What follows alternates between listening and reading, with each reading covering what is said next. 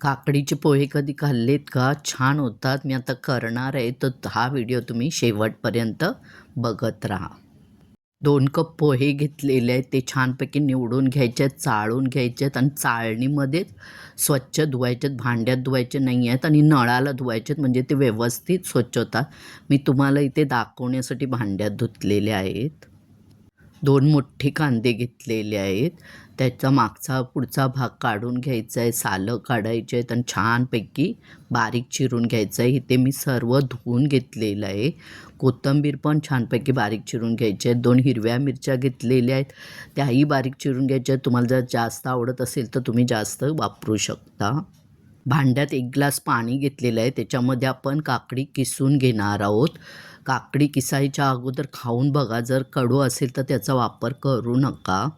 मी माझे व्हिडिओ मंगळवार आणि शुक्रवार अपलोड करते, तर त्याच्यासाठी तुम्ही सबस्क्राईब आणि फॉलो करा, म्हणजे माझे व्हिडिओ तुम्हाला बघता येतील. काकडीचा किस छानपैकी पिळून घ्या. पोह्यामध्ये 1 चमचा मीठ घातलेलं आहे. ते अगदी हलक्या हाताने मिक्स करून घ्यायचं आहे. 2 मोठे चमचे तेल घेतलेले आहे. पाव चमचा जिरं, कांदा छान गुलाबी रंगावर परतवून घ्यायचा आहे. 4 चमचे शेंगदाणे घ्यायचे आहेत, तेही छान परतवून घ्यायचे आहेत. हिरव्या मिरच्या आणि 4-5 कढीपत्त्याची पानं घालायची आहेत. इथे 1 चमचा साखर घाला, म्हणजे ती छान विरघळते आणि मिक्स होते. चिमूटभर हिंग, पाव चमचा हळद घालायचं आहे.